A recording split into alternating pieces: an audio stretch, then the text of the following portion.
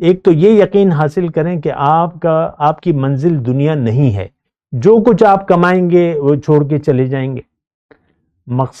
منزل تو وہ ہوتی ہے جہاں جو آپ کے ہاتھ میں آ جائے،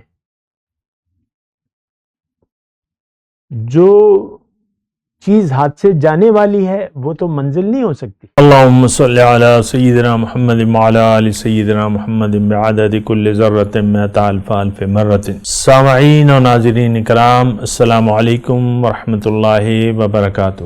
آج کا موضوع ہمارا یہ ہے کہ یقین مگر کیسے حاصل کریں۔ تو آپ کو میں نے گزشتہ نشست میں بتایا تھا، تو آپ شروعات اپنے آپ سے کریں۔ من عرف نفسہ فقد عرف ربہ، جس نے اپنے آپ کو نہیں پہچانا وہ اپنے رب کو جان نہیں سکتا، اپنے خالق کو جان نہیں سکتا۔ اپنے بارے میں اگر آپ نے دھوکہ پڑ گیا تو پھر تو آپ کچھ بھی نہیں کر سکتے۔ اپنی حقیقت کو جانیں کہ بھئی یہ ایک مختصر پڑاؤ ہے، میری پیدائش تو بہت کائنات سے پہلے میری پیدائش ہوئی ہے۔ قل الروح من امر ربی، یہ تو امر ربی ہے، یہاں سے آنے سے پہلے میری ایک زندگی میں گزار آیا ہوں عالم ارواح میں، مجھے یاد نہیں ہے، وہ ایک الگ مسئلہ ہے، لیکن گزار آیا ہوں۔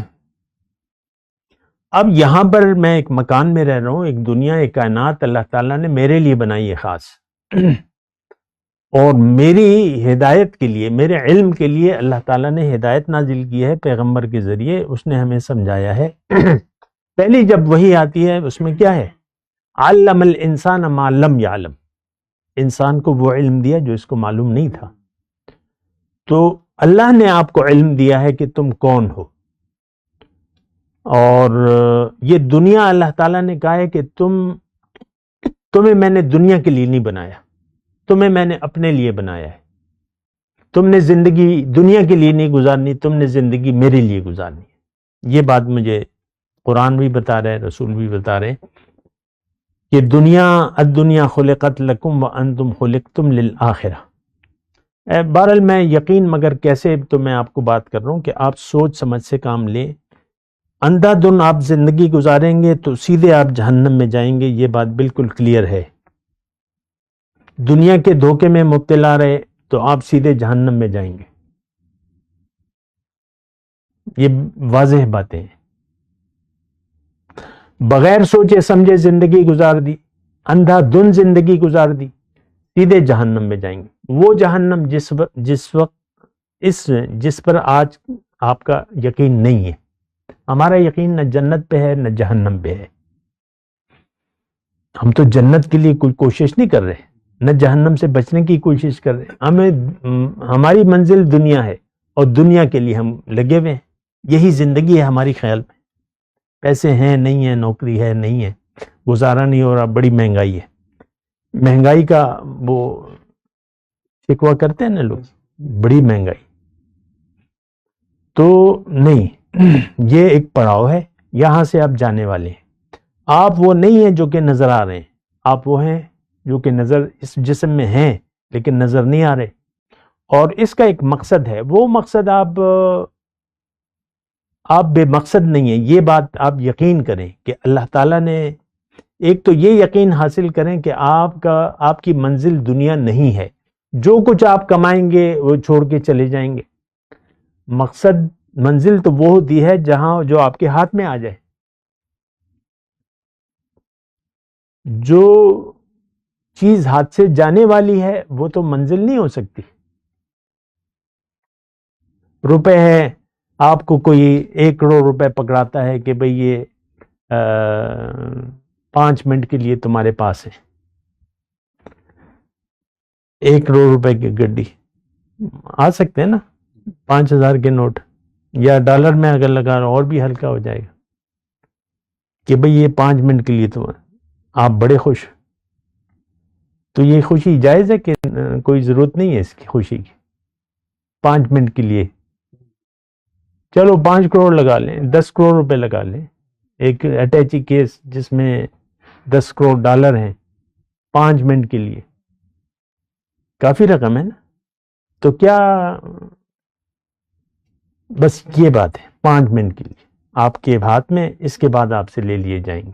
یہ جسم، یہ دولت، یہ اولاد، یہ سب کچھ بس تھوڑی دیر کے لیے، متاع قلیل اللہ تعالیٰ نے کہا ہے، تھوڑا فائدہ ہے، بس پھر جانا ہے، ثم الینا ترجعون، پھر میرے پاس واپس آؤ گے۔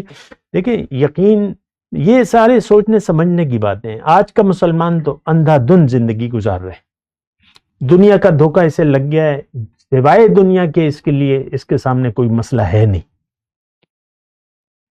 ہم دیکھ لیں، عام ایک اگر سبزی بیچنے والا ہے، جوتے کاٹنے والا ہے، یا ملک کا وزیر اعظم ہے، یا اپوزیشن لیڈر ہے، دنیا کے علاوہ ان کے لیے کوئی مسئلہ نہیں۔ تو یقین آپ سوچیں گے، سمجھیں گے، اولم یتفکروا فی انفسہم، کیا یہ اپنے بارے میں نہیں سوچتے؟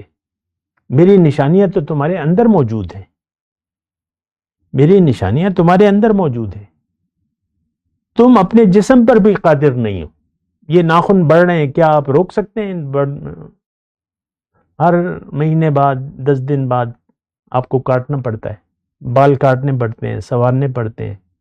آپ اپنی آپ کی شکل بدل رہی ہے، آپ کی داڑھی کالے سے سفید ہو رہی ہے، آپ قادر ہیں؟ کچھ قدرت نہیں ہے، ہمیں اپنے جسم پر بھی قدرت نہیں ہے۔ اس وقت بھی ہمارا مالک اللہ ہے، وہ ہمارا مالک ہے۔ یہ نوالا جب آپ کھا لیتے ہیں تو اس سے خون کون بناتا ہے؟ اللہ بناتا ہے، اللہ نے سسٹم بنایا ہوا ہے۔ دیکھیں، سوچ سمجھ کر ایک فیصلہ کریں کہ مجھے سوچنا ہے، سمجھنا ہے، اندھا دھند زندگی نہیں گزارنی۔ تو پھر یقین آپ کو، پھر یقین کے پھر ذرائع ہیں، یقین مگر کیسے، آج کا میرا موضوع ہے۔ تو یقین پھر آپ، اللہ کہتا ہے کہ تم یقین والوں کے پاس جاؤ، ان کی صحبت میں بیٹھو، ان سے استفادہ کرو، وہ آپ کو یقین کی باتیں کریں گے۔ فَاسْأَلُوا أَهْلَ الذِّكْرِ إِن كُنتُمْ لَا تَعْلَمُونَ، جو میری یاد رکھتے ہیں ان کے پاس جاؤ، وہ میری باتیں تمہیں کہیں گے، ان کا یقین ہوگا تو تمہارا یقین بڑھے گا، وہ تمہارے ساتھ دلائل کے ساتھ بات کریں گے۔ ادعو الی اللہ علی بصیرہ، میں اللہ کی طرف بلاتا ہوں دلائل کے ذریعے، پیغمبر کی دعوت اللہ کی طرف دلائل کے ذریعے۔ تو اس سے پھر یہ ہوگا کہ آپ جب ایک جذبے سے کسی صاحب یقین کے پاس جائیں گے، اس کی صحبت میں بیٹھیں گے، اور اصل میں تو نیت ہوتی ہے،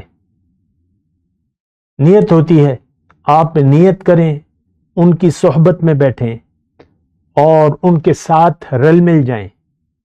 یہ تو قرآن کی بات ہے کہ سچے شخص کو ڈھونڈو، تو سچا شخص تو یقین والا ہوتا ہے۔ آیت ہے نا قرآن کی، یا ایھا الذین آمنوا اتقوا اللہ وکونوا مع الصادقین، سچے شخص کو ڈھونڈو، تو سچا شخص تو یقین والا ہے، وہ آپ کو یقین کی باتیں بتائے گا، تو اس سے آپ جس نیت سے جاؤ گے وہی آپ کو نیت حاصل ہو جائے گی۔ اچھے لوگوں کی صحبت تمہیں اچھا بنا دے گی، یقین والوں کی صحبت میں بیٹھو تو تمہیں بھی یقین حاصل ہوگا۔ یہ اللہ تعالیٰ نے صحبت میں ایک رکھ دی ہے بات، اچھے لوگوں کی صحبت ہمیں اچھا بنا دے گی، اور یہ اگر یقین والوں کی صحبت آپ حاصل کرو یقین کے ساتھ کہ ہاں یہ یقین، اس کی صحبت میں مجھے فائدہ ہوگا، تو پھر صحبت آپ کو اثر دے گی، فائدہ دے گی۔ تو یہ مراحل ہیں یقین کے مراحل ہیں۔ وآخر دعوانا الحمدللہ۔ مولایا صلی وسلم دائما ابدا علی حبیبک خیر الخلق کلہم۔